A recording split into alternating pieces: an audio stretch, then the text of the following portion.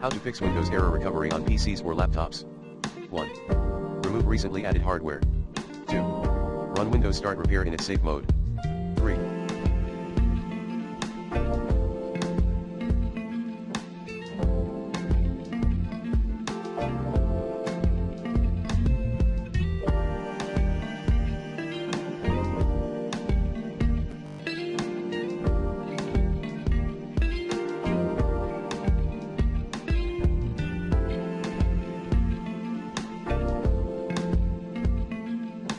Boot into LKGC, last known good configuration, if you can.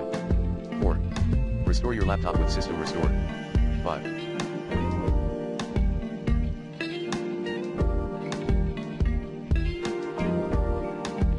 Retry recover your system, if you can. 6. Perform startup repair with a Windows installation disk. 7.